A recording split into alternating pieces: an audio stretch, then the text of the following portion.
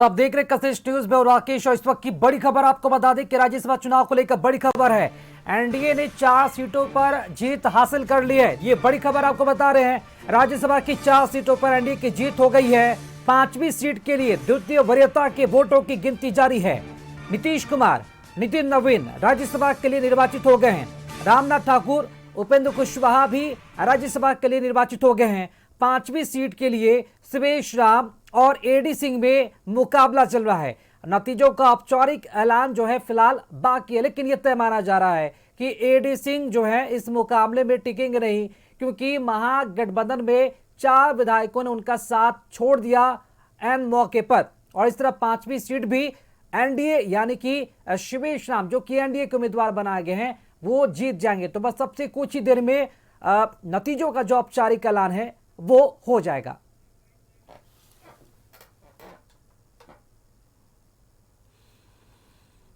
Counting होना है भाई। तेजस्वी जी के 4 एमएलए नहीं है। अब नहीं आए तो उनसे पूछिए ना कि कहाँ गए, तो उसमें हम क्या बताएंगे। कुछ दिन के बाद पता चलेगा कि राजद ही गायब हो गया। और चलिए इसी खबर पर अधिक जानकारी के साथ विशेष संवाददाता राजीव रंजन जी इस वक्त हमारे साथ लाइव जुड़ चुके हैं। जी राजीव, ये बड़ी खबर सामने आ रही है राज्यसभा चुनाव को लेकर। एनडीए के 4 उम्मीदवारों ने जीत हासिल कर ली है। क्या पूरी जानकारी मिल पा रही है? क्या लगता है 5वीं सीट का इंतजार कब तक करना पड़ेगा? औपचारिक ऐलान कब तक हो जाएगा? राजीव, देखिए, औपचारिक ऐलान बाकी है, लेकिन अभी तुरंत भाजपा के पटना साहिब से विधायक हैं रत्नेश कुशवाहा, वो निकले हैं मतदान केंद्र से। उन्होंने जो जानकारी शेयर की है उसमें 4 जो उम्मीदवार हैं, नीतीश कुमार, रामनाथ ठाकुर, उपेंद्र कुशवाहा और नितिन नवीन, ये इन लोगों की जीत सुनिश्चित हो गई है। औपचारिक ऐलान बाकी है, लेकिन 5वीं सीट को लेकर के जो कयास लगाए जा रहे थे कि द्वितीय जो सूची वरीयता देखी जाएगी, वो गिनती हो रही है। और हम सीधे चलते हैं रत्नेश कुशवाहा के पास ही, उनसे ही बात कर लेते हैं। हमारे साथ हैं रत्नेश जी, क्या कहेंगे? अभी आप बहुत खुश नजर आए जो ही मतगणना केंद्र से बाहर निकले थे। स्वाभाविक है, हम लोग 5 सीट जीतने की जो इच्छा थी वो पूरी हो रही है। हमारे 3 राष्ट्रीय अध्यक्ष है, आदरणीय नीतीश जी, आदरणीय नितिन नवीन जी और उपेंद्र कुशवाहा जी सहित अपने बाकी रामनाथ ठाकुर जी और सुवेश राम जी जीतने जा रहे हैं। और एक बार फिर साबित हो गई कि एनडीए की छत्तानी एकता हम सबके लिए सामने है और सामने वाले विपक्षी के घर में फूट है। अभी आप बता रहे थे कि 4 तो सुनिश्चित हो गई है, 5वें की सेकंड वरीयता गिनी जा रही है, क्या है वो? जरा सा उसको सुलझा करके बताइए। वो तो मतगणना के अंदर के बताएंगे, उसके अपने अपने नियम है। उस नियम में एक राज्यसभा के नियम का एक प्रणाली है, उसमें एक ट्रांसफरेबल वोट की भी एक प्रक्रिया होती है कि जिस मतदान में आप जब प्रथम वरीयता का वोट जिसको देते हैं, अगर उनको जितने मिनिमम वोटों की आवश्यकता होती है, जब उनकी पूर्ति हो जाती है, तो उनके दिए गए वोट में अगर आपने सेकंड प्रेफरेंस का वोट किसी को दिया है तो वो वोट जो आपके जो सेकंड प्रेफरेंस वोट है उनको ट्रांसफर हो जाता है। तो एक प्रक्रिया है, वो प्रक्रिया बताएंगे आपको, निर्वाचन पदाधिकारी हैं, वो सब काउंट कर रहे होंगे। जानकारी आप दे रहे हैं, चूंकि ये औपचारिक तो है नहीं और कहीं से भी ये जायज ही नहीं कि हम लोग उसको ये करें, लेकिन 4 तो उम्मीदवार आपके तय हो गए कि वो जीत गए। 5वीं के लिए जो सेकंड वरीयता का आप गणित बता रहे हैं, मैं इस पर कोई अंदर के विषय में, वो अंदर के आपके जो ARO हैं, RO हैं या काउंटिंग के लोग हैं वो बताएंगे। मैं तो एक आपको नियम बता रहा हूँ कि कानून में क्या लिखा हुआ। मैं व्यक्तिगत तौर पे चूंकि उस पर मुझे बताने के लिए मैंने अधिकृत हूँ, जब तक आधिकारिक रूप से जो निर्वाचित आधिकारिक रूप की ही बात कर रहे हैं, लेकिन हम लोग ऐसे ही जस्ट एक जानकारी, मैं लॉ का पॉइंट आपको बता रहा हूँ। लॉ का पॉइंट में ट्रांसफरेबल वोट का भी प्रक्रिया, और अगर उससे भी अगर कोई कैंडिडेट नहीं जीतता है तो फिर सेकंड प्रेफरेंस की मत की गिनना होगी।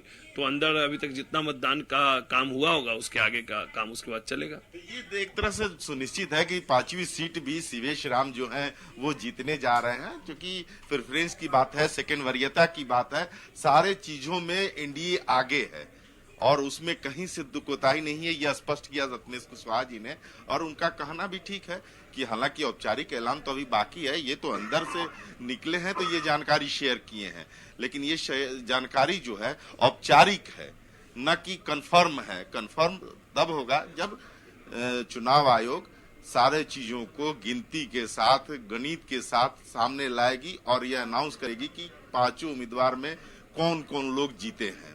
जी राजू, राकेश। चूंकि अभी औपचारिक ऐलान होना बाकी है, 4 सीटों के लिए तो कंफर्म हो गया है। अब 5वीं सीट की अगर बात की जाए तो क्या ये मानकर चले कि 5 सीट एनडीए के कब्जे में हो चुका है, हो जाएगा? क्योंकि ऐन वक्त पर, ऐन मौके पर, चुनाव के वक्त ही महागठबंधन के 4 विधायकों ने साथ छोड़ दिया तेजस्वी यादव का। हाँ निश्चित, हाँ राकेश, ये तो तय तभी माना गया कि जब 4 विधायक महागठबंधन के मतदान करने नहीं पहुंचे, उसी समय तय हो गया था।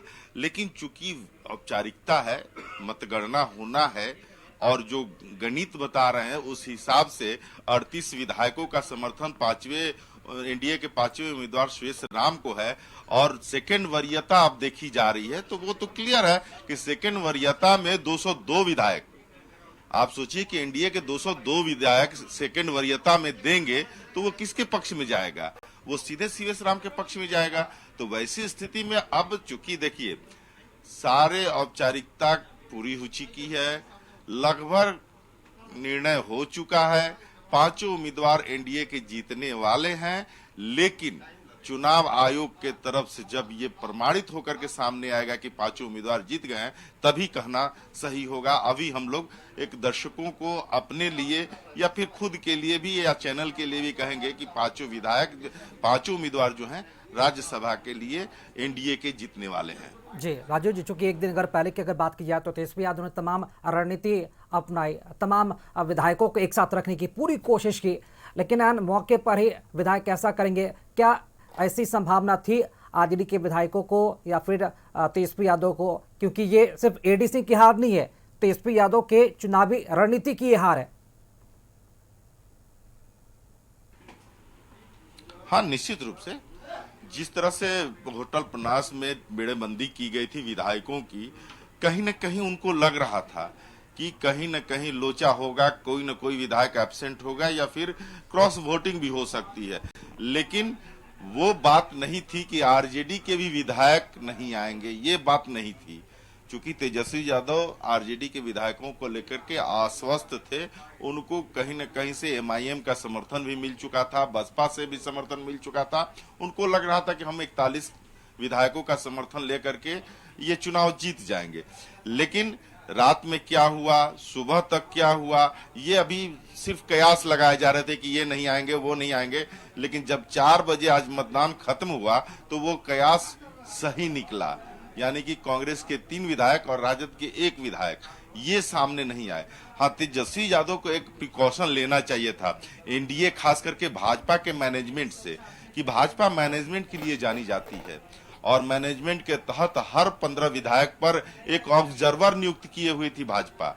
ये सबसे बड़ी बात है कि आप जान लीजिए कि सभी विधायकों को एक साथ रखना, घुमाना, ये सब अलग चीज है, जो होटल में रखना अलग चीज है, लेकिन विश्वास करना और उन पर 15 पर 1 ऑब्जर्वर रखना, ये भाजपा ने निर्णय लिया था और उसका परिणाम सामने आया कि उनके 202 विधायक एनडीए के 202 के 202 टर्नअप हुए और आकर के मतदान किए। लेकिन 41 विधायक महागठबंधन के, जिस पर उन्होंने दावा किया था एमआईएम को और बसपा को मिला करके, वो टर्नअप नहीं हो पाया।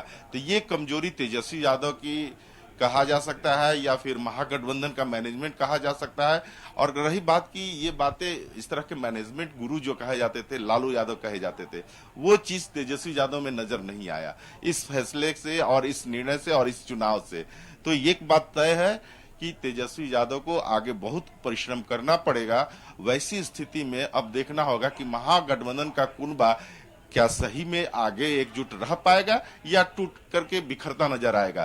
राकेश, चलिए, बहुत शुक्रिया राजीव जी खबर पर जानकारी देने के लिए आपका। तो तेजस्वी यादव की राहें बहुत ही कठिन है, चुनौतियां बहुत ही बड़ी है, क्योंकि राज्यसभा चुनाव में जीत को लेकर आश्वस्त तेजस्वी यादव को अपनी ही पार्टी के विधायकों ने बड़ा झटका दिया। ऐन मौके पर उनके पार्टी के विधायक पीछे हट गए और वोट भी नहीं डाला। फिलहाल छोटे से ब्रेक के लिए रुक रहे हैं।